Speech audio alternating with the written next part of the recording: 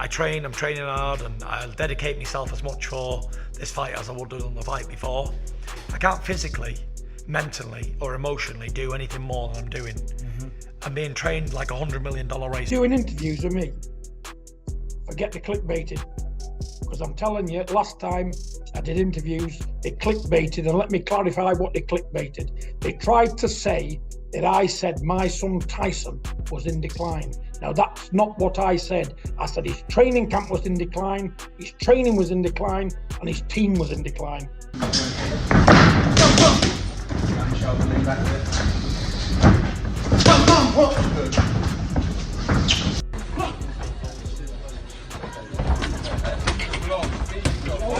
Tyson Fury erupts at John Fury over Fury camp is a circus, comments.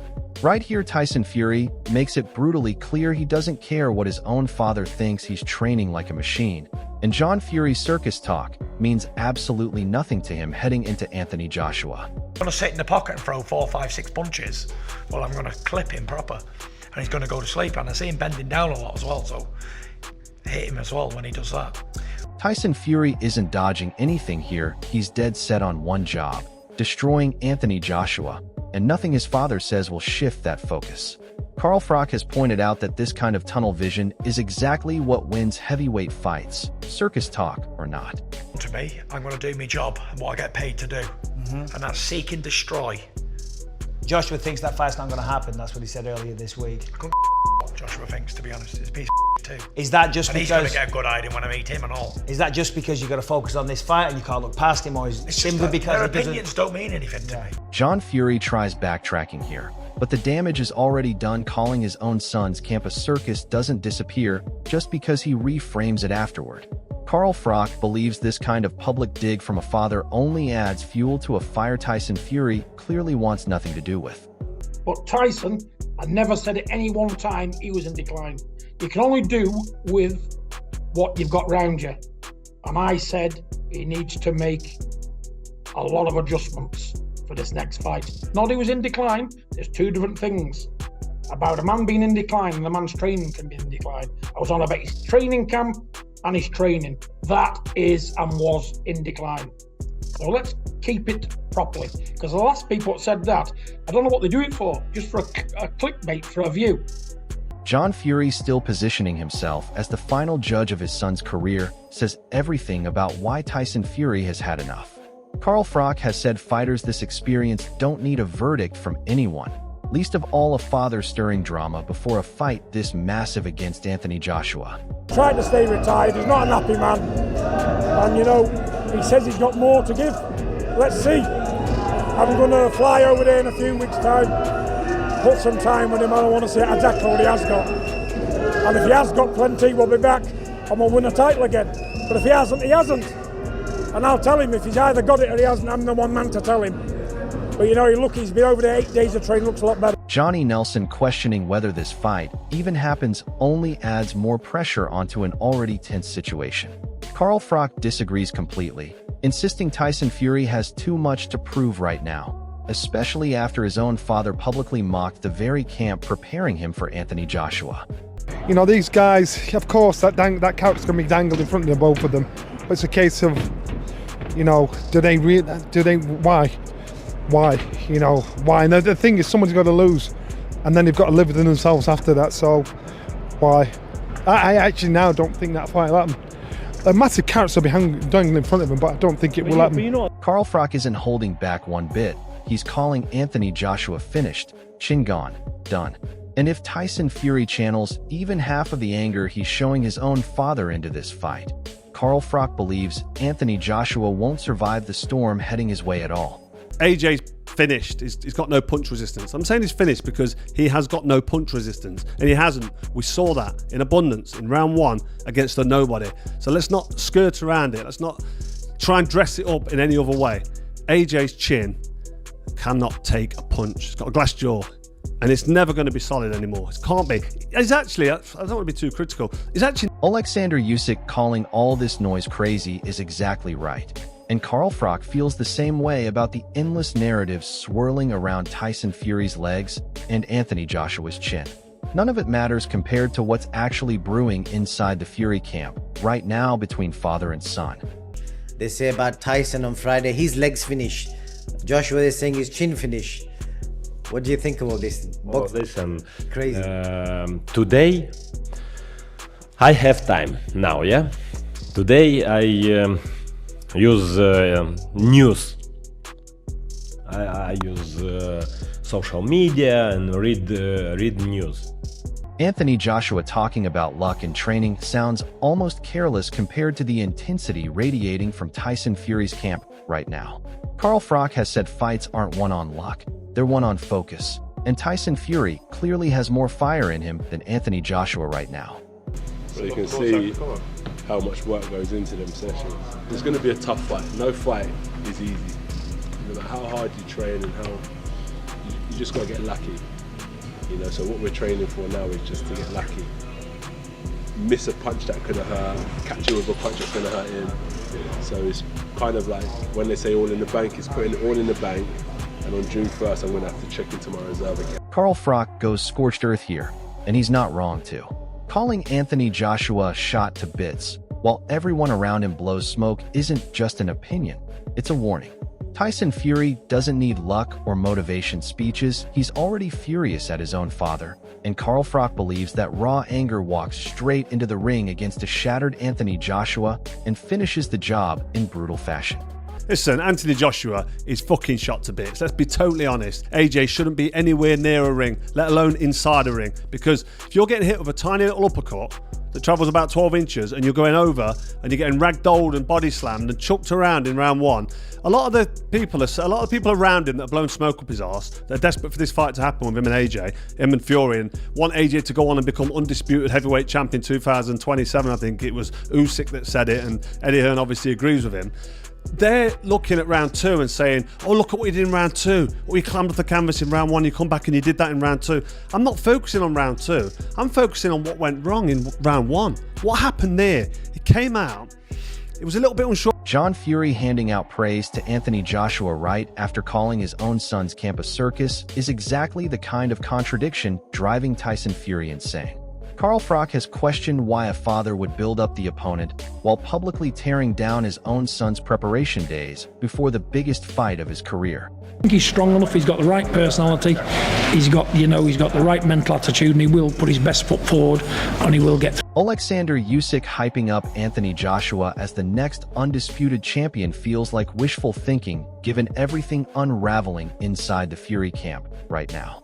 Carl Froch believes predictions like this age badly once Tyson Fury steps in with real anger behind every punch, fueled by a feud his own father started publicly. Anthony Joshua is next undisputed champion. Anthony Joshua is next undisputed champion. Tell me, what was you thinking when he went down in the first round? First round, it's test, but AJ back. Yeah, it's boxing, you know, it's boxing, back uppercut, good, it's a knockdown, yeah? AJ back and win. But the second knockdown, and I'm close to AJ, I was even worried. Greedy belly, I know, you now will speak, ow, ow. You have cheese like a... weak chin, blah, blah, blah. Greedy belly, get out. Listen, Greedy Belly won last night against Marius Wack. Did you see that performance? No. Do we see AJ Greedy Belly next? Yes, of course. How does it go? I will here. I will in ring. How will it go? AJ will. How does he win? Knock him out. There you go, AJ knockout from Alexander Usyk. Alexander, thank you so much.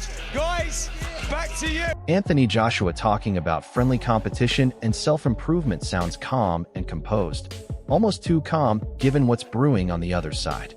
Carl Froch has said this kind of relaxed mindset could be a problem against a Tyson Fury who's currently fueled by real, personal anger toward his own father's circus comments.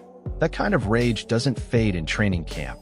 It builds, and Carl Froch believes Anthony Joshua has no idea what version of Tyson Fury is about to show up. Now, going to train with him, there's still friendly competition in the gym. He might do, when he's skipping, longer than me, and next time I'm thinking I'm trying to outdo him, or he might run, or I might run longer than him. It's just always, it's not about ego. It's just our nature, just being competitive. And as a competitor, I wanted to improve, and I had an opportunity to go to his house and see what's going on and his environment, and I took it upon myself to take myself there because he has been the best, not only in the heavyweight division, he was the best cruiserweight, one of the best amateurs. So starting to understand how he managed to achieve all these things. I can see some clues, definitely, but also there's only one Anthony Joshua, and I've got to make it my own. I can't turn southpaw. I can't do the things that he done, but I can see the things that he done and make it Anthony Joshua's. And I think it's been good, man. It's been really, really good. Eddie Hearn's glowing praise for Anthony Joshua's resume sounds great on paper, but resumes don't win fights. Emotion and preparation do. Carl Froch has pointed out that Tyson Fury is currently dealing with real turmoil. A father publicly mocking his training camp days before the biggest fight of his life. And that kind of chaos either breaks a fighter or turns him into something far more dangerous. Eddie Hearn can talk consistency all he wants, but Carl Froch believes Tyson Fury walking in furious changes the entire complexion of this fight completely. Just look at the resume of Anthony Joshua. He has the best resume in heavyweight boxing, bar none. He's always fought the toughest fights. He's fought everybody that's been a mandatory. He's never swerved anyone. You know, he's a throwback fighter. The boxing public, boxing hardcore fans, don't really like anyone that has significant success in that outer space. But still, people will think that he's been spoon-fed or he's had easy fights. He's never had easy fights. And he's a good individual who works as hard as he can, provides for his family, he's got a good heart. So I don't see how you can... Johnny Nelson admitting nobody knows which version of Anthony Joshua shows up on fight night is exactly the kind of uncertainty Carl Froch has been pointing to for weeks. Rookie mistakes, getting hurt early, questionable composure, none of that inspires confidence against a Tyson Fury who's currently furious and looking for somewhere to unleash it. Carl Froch believes in angry, focused Tyson Fury exploits every single one of those cracks Johnny Nelson just described, and Anthony Joshua's inconsistency could be the difference that decides this entire fight before it even reaches the later rounds. What happened with Anthony Joshua last night? Listen, Penga's, he's got a knockout record, and so he can hit and he can hurt, but he shouldn't have been in Anthony Joshua's league, point blank. AJ, when it comes to the fashion of the fight, how he went about it, I thought he was on his front foot. He just was... I know in the gym, this guy's fluent. He's got great movement and great hand-foot-eye coordination. But then he just, there's a word called mercurial. I just learned it, actually. And that describes Anthony Joshua. He's got so much talent, but it's a case of which version of him turns up when it comes to performance night. And performance night last night, the AJ that we know, the talented fighter we know, he wasn't there. The gut, the lion, the heart, he was there because he brought him. After 20 seconds, he got put down. Had to get back up again. He was in trouble. He was still making rookie mistakes. I'm thinking you shouldn't make those mistakes at this stage in your career. You are a former world champion. I know you're pulling your tongue out saying I'm all right, I'm hurt. Who are you proving something to? This is about you and your corner. Forget the fans and get the job done. Amir Khan calling this a genuine 50-50 fight shows just how unpredictable this heavyweight clash really is. Carl Froch respects that honesty, but believes Amir Khan is underestimating one crucial factor at Tyson Fury, who's currently channeling real anger from his own father's public criticism into every single training session. Amir Khan leans slightly toward Tyson Fury already, and Carl Froch thinks that lean should be even stronger once you factor in the fire this family feud has lit under him. Anthony Joshua won't just be facing a heavyweight. He'll be facing a man with something personal to prove. Do you have a prediction of how the AJ vs Tyson Fury fight could go? In the UK, to have a mega fight like that would be massive. One of the biggest fights ever. Two heavyweights, two big names. And how the fight's going to go, look, it's a hard one to say. I still need to go back and see how Fury's fight went. I mean, I know it's more like a sparring session Fury had, but still, I want to see how he looked. But I think it's a 50-50 fight. Very close, very close. I do lean a little bit more towards Fury, but like I said, as time's been going on and Fury's not in activity, I think might work against him. I'll probably say, yeah, still, Yeah, it's a very close fight. I'll call it 50-50. John Fury reflecting on missed timing between Tyson Fury and Anthony Joshua 6 years ago almost feels ironic considering he's the one currently causing chaos in his son's camp right now. Carl Froch has said fathers should be building fighters up before career-defining nights, not handing the media circus headlines instead. Tyson Fury doesn't need nostalgia about the fight that could have been. He needs focus for the fight that's actually happening. And every distraction John Fury creates only adds unnecessary weight onto his son's shoulders heading into a fight this massive against Anthony Joshua. Mountains sometimes miss each other on a very rare occasion, and these two have. But it's gone now. It's gone. Both men have not got what they used to have. And 6 years ago it would have been the fight of the century, or he said that, and I was the... Carl Froch giving credit where it's due shows exactly why his voice carries so much weight in this conversation. Tyson Fury earned respect through 12 hard rounds, not through headlines his own father generated by calling his camp a circus. Carl Froch wants these two face-to-face because that's when the real Tyson Fury shows up, and right now that version looks angrier, hungrier, and far more dangerous than the one Anthony Joshua's camp is preparing for. This fight just got personal on more than one front. The only person that don't want that fight, or sounded like they didn't want the fight, was Anthony Joshua.